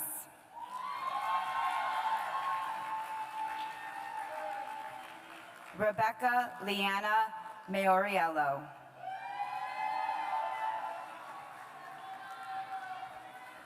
Melissa Beth Marler. Jessica L. Marshall.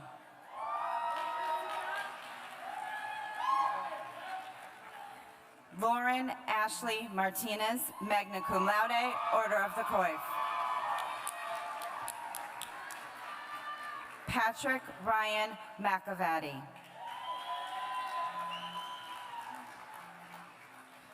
Connor David McMullen. Kenneth D. McPherson.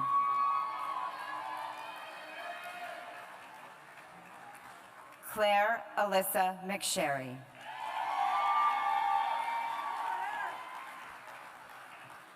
Christopher William Medina.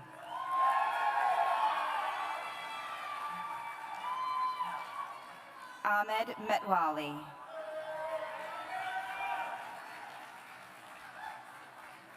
Joseph Michelle, Concentration and Health Law. Emily Montagna.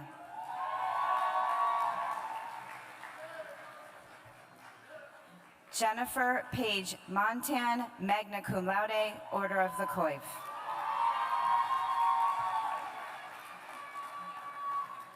Ashley Elise Morgan.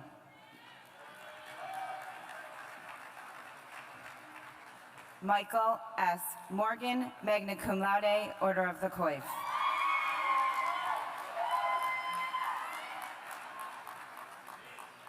Marjan Musavian, cum laude.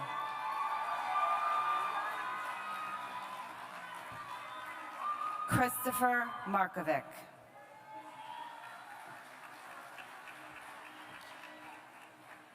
Charles Muller, cum laude.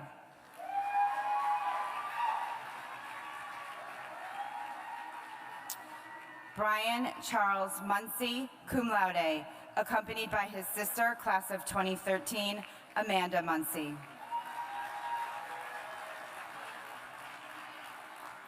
Zanatul Mustafa.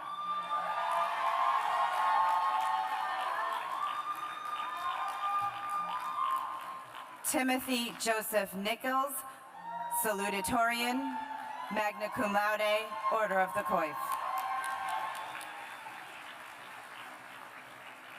Aiden Patrick Noack.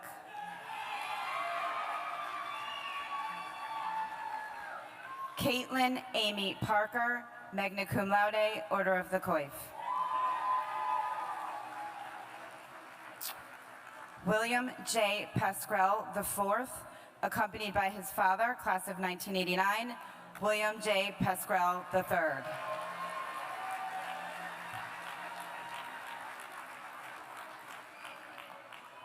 Jenna Passarino, accompanied by her grandfather, class of 1967, Judge John A. Conti.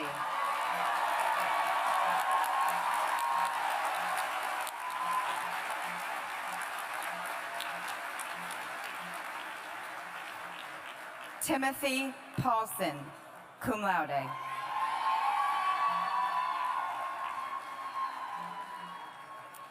Ivo Pavlov.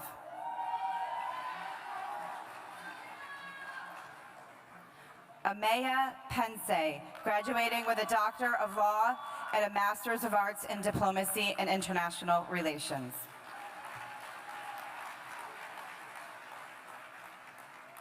Newton Porter Real, Jr., cum laude.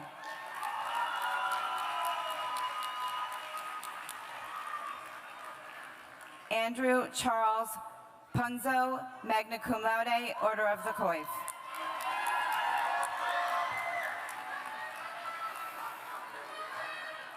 Margaret Ellen Riley, concentration in technology law and business.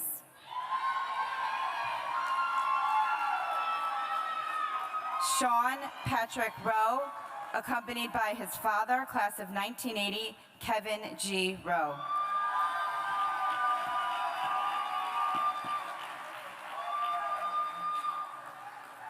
Brendan Ruckert.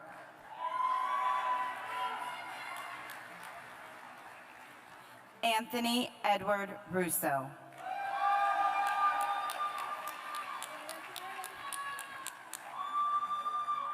Michael William Sabo, cum laude.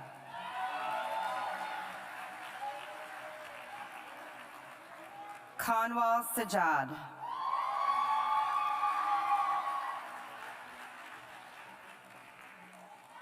Braha Solomon.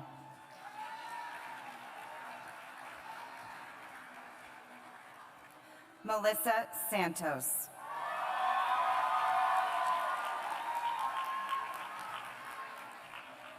TJ Scrivo, cum laude, accompanied by his father, class of 1989, Thomas Scrivo.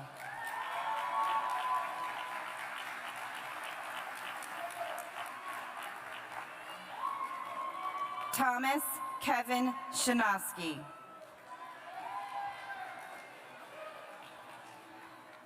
John Simeone.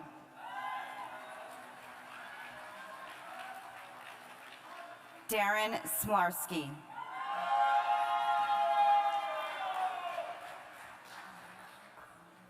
Darren E. St. Ange.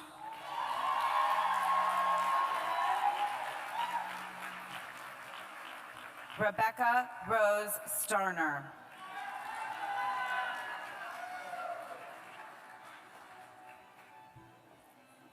Jason M. Sambali, graduating with a Doctor of Law and Master of Arts in Diplomacy and International Relations.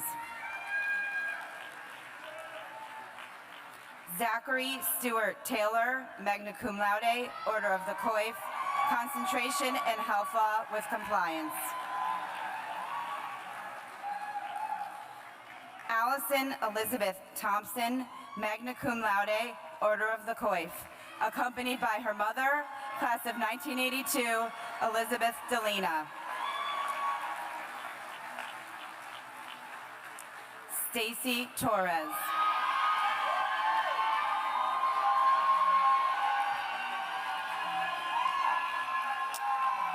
Matthew John Toscano, accompanied by his father, class of 1985, Patrick Toscano.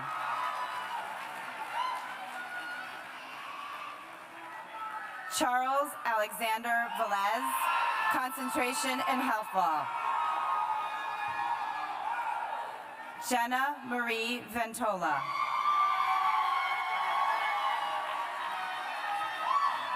Lindsay Weibel, cum laude.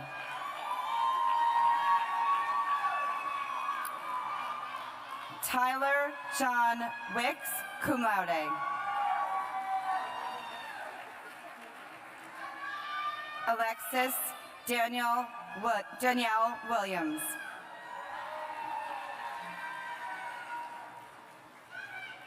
Jennifer Diane Winkler.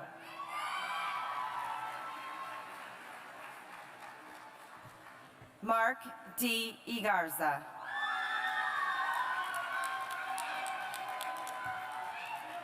George Nicholas Zizali.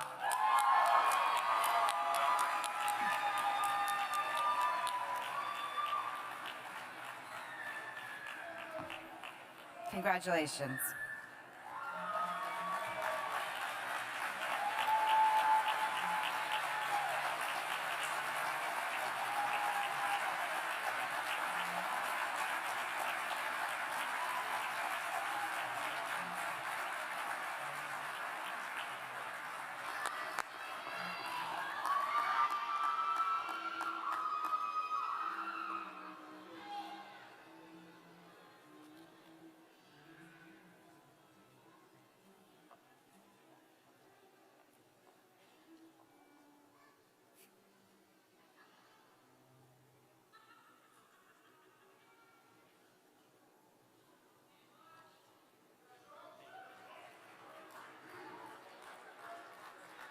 All the candidates who have been presented for the degree of Master of Laws, Juris Doctor, and Master of Science in Jurisprudence, please stand.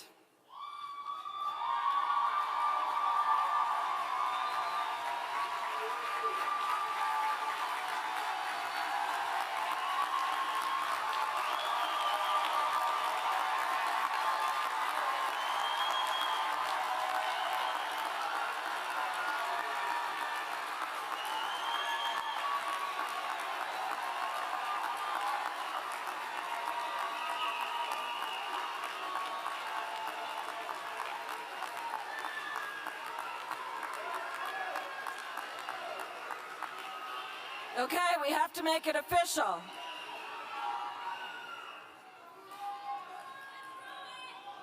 Regent Marino and Regent Capitana, the candidates before you have completed all the requirements prescribed for the degrees of Master of Laws, Juris Doctor, and Master of Science in Jurisprudence.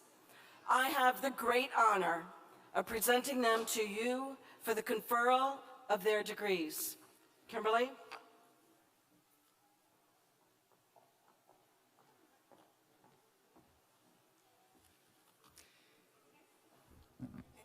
In accordance with the authority granted to the Board of Regents of Seton Hall University, I hereby confer on these candidates the degrees of Master of Science in Jurisprudence and the degree of Master of Laws, for which they have been recommended by the Dean and the faculty of the School of Law.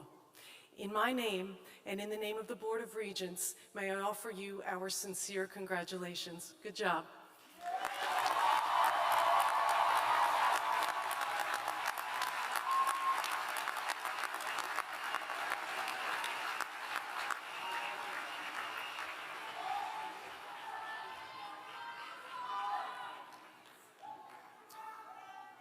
In accordance with the authority granted to the Board of Regents of Seton Hall University, I hereby confer on these candidates the degree of Juris Doctor, for which they have been recommended by the Dean and faculty of the School of Law.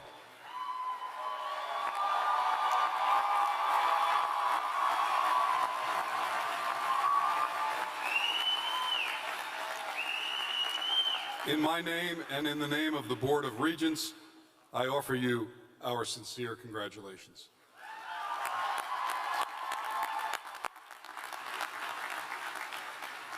Ladies and gentlemen, I present to you the class of 2019.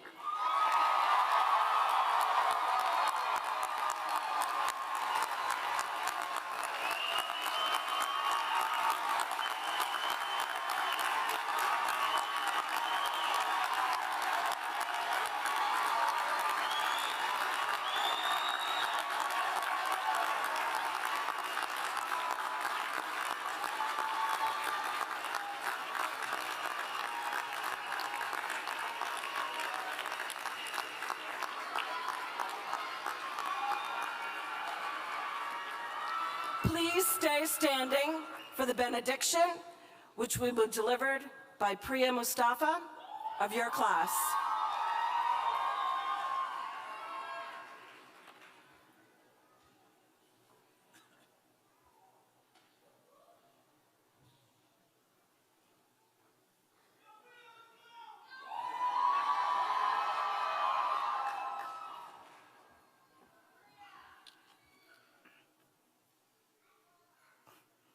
My fellow graduates of the class of 2019, Assalamu alaikum and congratulations. We finally made it.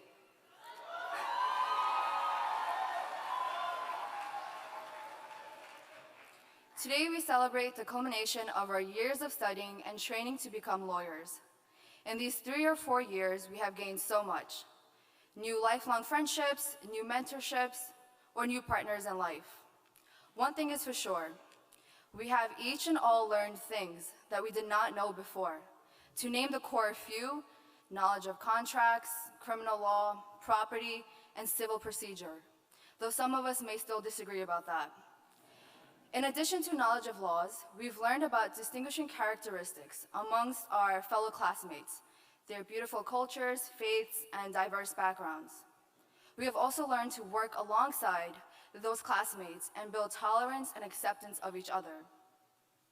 The importance of knowledge is one of the main messages of the Quran. In fact, the Quran teaches that knowledge is a light that leads to wisdom. Chapter 20 of the Quran advises, and say, Lord, increase my knowledge.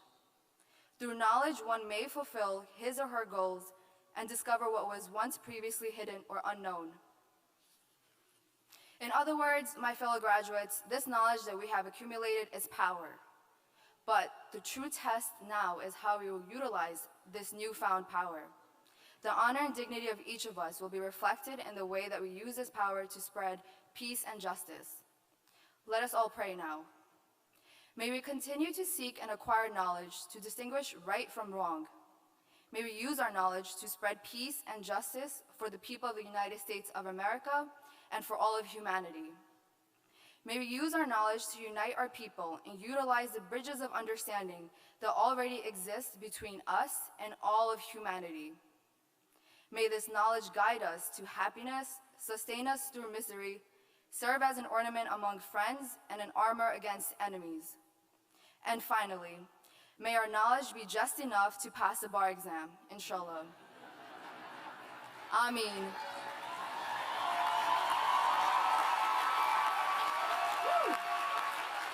Congratulations, class of 2019.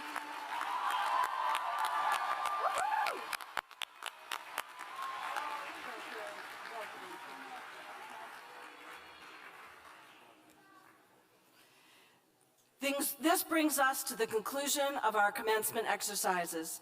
Immediately following the alma mater, our Grand Marshal, Professor Mark Dembo, will lead the recessional.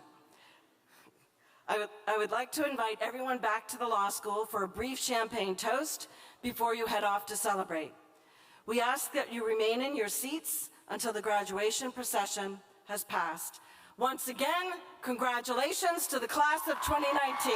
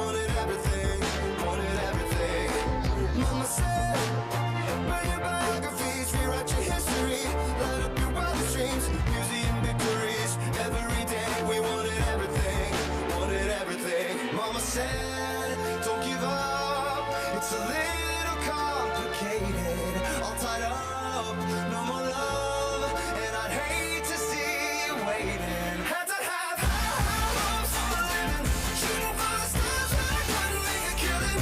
Didn't have a doubt but I always had a vision, always had high hopes. Had to have high hopes for a living, didn't know how but I always had a feeling I was gonna be that one in a million. Always had high hopes. Mama said, something for oddities, stranger possess. They never wanna be the winning the novelties that don't ever change. We wanted everything, wanted everything. Stay up on their eyes, stay up on their eyes, never come down. Oh, stay up on their eyes, stay up on their eyes, never come down. Mama said, don't give up, it's a little complicated. All tied up, no more love, and I'd hate to see you waiting. They say it's all been done, but they haven't seen the best of me. Hey, hey, hey. So I got one more run, and it's gotta be a sight to see. Hey, hey, hey. Had to have high hopes for a living, shooting for the stars when I couldn't make a killing. Didn't have a dime, but I always had a vision, always had high hopes.